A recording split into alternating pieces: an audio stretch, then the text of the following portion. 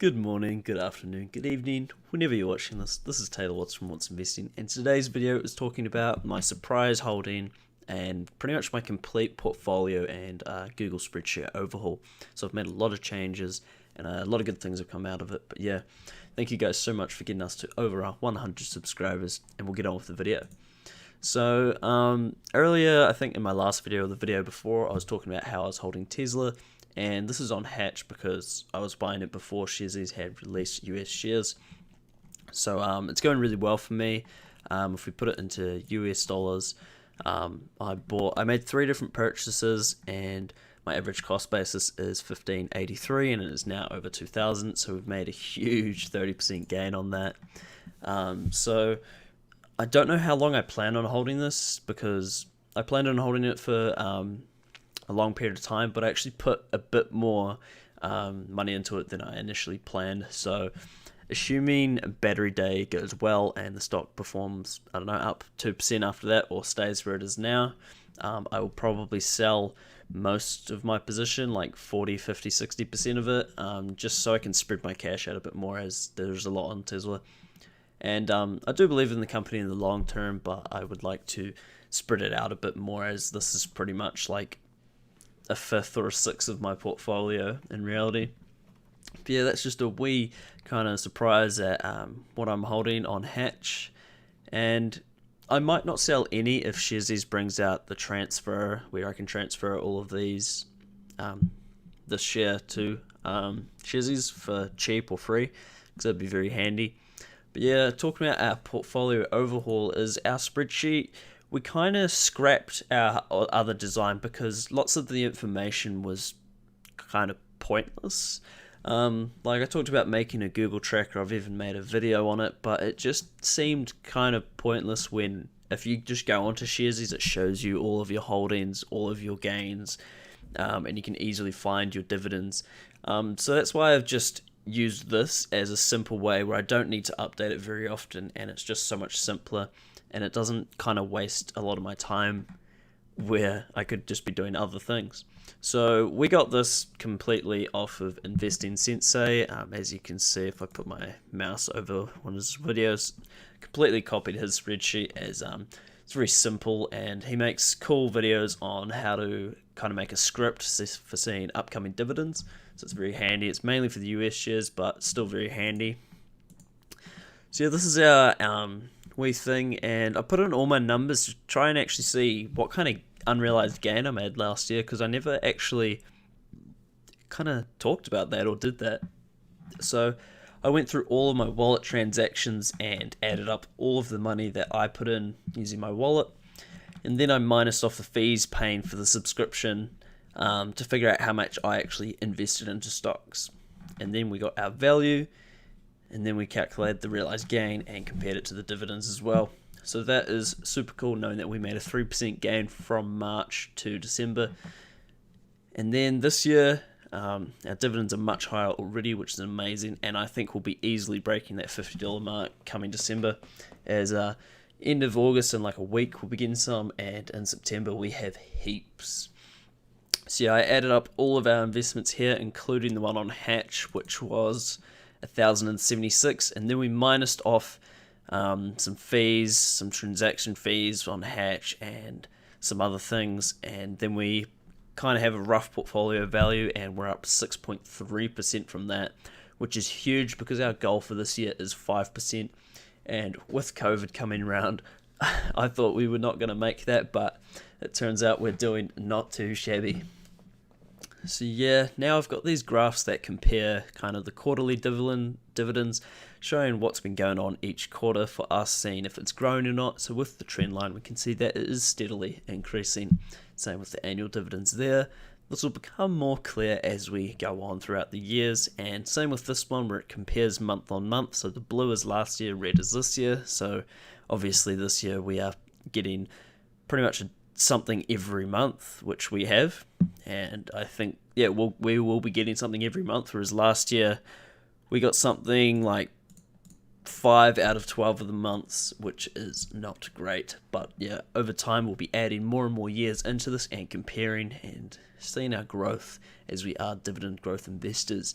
And I also split my personal kind of savings accounts and debt and stuff like that into this, so I don't have to scroll around and dodge away from it, as I don't want to show that. So that is super simple, just pretty much showing you what I've overhauled. So I've kind of removed that massive clunky spreadsheet just because this is simple and shows the information that I'd like to see.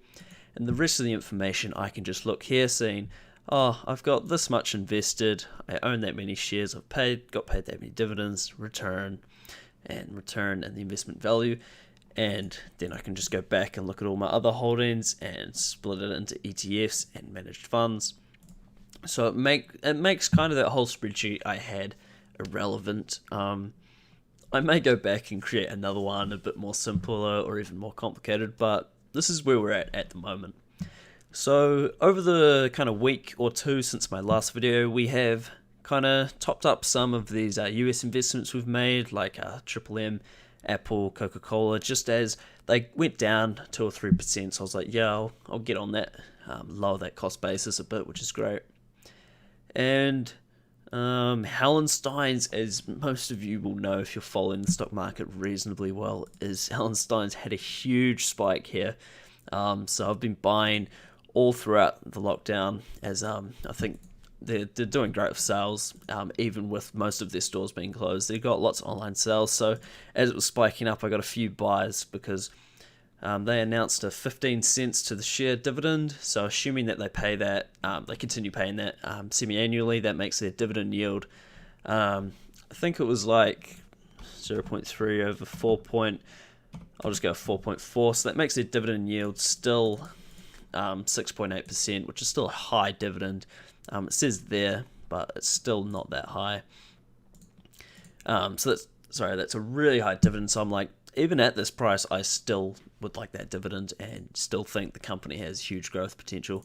So we went from like a negative like 25% or negative 10% in some places, all the way up to gaining on this, and we will be seeing like a $12 dividend or something insane if we times the 97 shares times the 1.5. Yeah, so we'll be getting a huge dividend from Hallensteins on the 4th of September, I believe. Yep, so there is that, and I'll do a slower scroll through our portfolio, just giving you a wee update. Apple soared after we've bought it, which is awesome for us, even though we would want to buy more into it in the future. But that is the good thing about the growth stocks. So yeah, we've got a few dividends coming in next month. So Argosy is on the 28th. That's their ex-dividend. Goodman's Property Trust is coming in as well. I think Coca-Cola, Pepsi, Triple M, Johnson & Johnson, Microsoft, and maybe one or two more, Hallensteins, and I think Contact Energy as well is paying dividends. So we are raking in those dividends, and I believe September will be our biggest month of the year, even bigger than December, which is when most of our ETFs pay, which is something I didn't expect, but Hallenstein's coming in clutch. So this is what we've been up to. We sold our NZ, like the US 500 there, because they pretty much tracked the S&P 500 exactly, but they had a management fee and they had a way lower dividend. So this dividend's like, I think when I bought in, it was like 2%, yeah, which is, I think, 5 times the dividend yield of the other holding, which is just, it's an easy money to add to the dividend like that. So we're about here. Yep. So main freight we've been buying into as well over time. Same with all these. And yeah, this is where our portfolio's at. This is just a small holding of like, I think it was like $4 or $5 that we just, it's kind of irrelevant to the portfolio. So we're just going to sell on that at market. Don't mind if it's a 20-cent loss or not. Doesn't mind me. And yeah, so we've sold out of about, I think we sold about 10 or 15 random holdings that we had, like Warehouse Group, Kathmandu, that were all like $15 or less, Z Energy.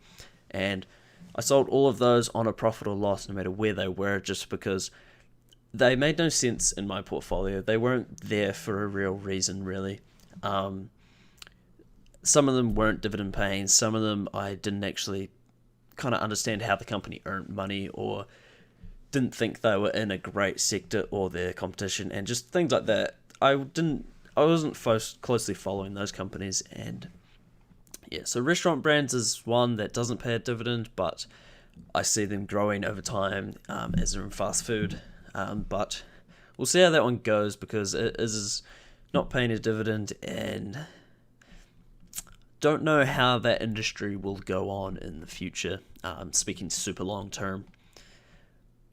So these are our ETFs coming in now, all the Smart Shares ones. Our bonds doing super good, keeping that dividend high. And Somerset also had a big spike, so I've been buying into it during the lockdown mainly, and we saw that spike up a lot and then drop a bit. So that was due to their earnings report, I think. So that's going sweet. Trustpower is kind of flat, kind of reeling back from all these different things from the Twire Point shutdown and stuff like that. And Westpac, of course, has been pretty bouncy too. So we bought in at that over the lockdown, because I thought my money is in Westpac savings accounts. So if I buy into the Westpac stock and the stock crashes or whatever, either way, like say if Westpac goes bankrupt, I doubt it because governments come in and stuff, but say it does for the story. If my money's in their savings accounts or it's in their stock, I will probably not get my money back. So I'm thinking their share pays a dividend that's like 6 times the interest rates, even before the interest rates dropped. So I thought that's no-brainer. Like, yes, they've cut their dividend, but if they pay it in the next, 2, 3, 4 years, I'm still making more than my savings accounts. And this also has the potential to grow from their current price here. So, yes, it's got less liquidity, and it also has the potential to drop in value and may never retain that value again, but it will pay a hefty dividend compared to the savings account. So that's kind of the logic behind holding this. But I still do keep some cash in the bank just for liquidity and emergency fund. Same with the bonds. But that is where the portfolio is sitting at, roughly $5,000. A big gain on that, and if we include the Tesla, we're sitting at like a 6.3% gain on our investment, minusing the fees, not the transaction fees and currency fees, because I think that'll be a bit niggly and annoying to try and calculate how much we've been charged from all that. Hopefully Sharesies does it for us one day and adds that feature to know the real returns that we've made. But this is our growth story. This is our journey. This is what's been overhauled over the past week and a half. Big changes, big things coming. And yeah, I'm excited for the future. Hope you guys are too. Happy investing.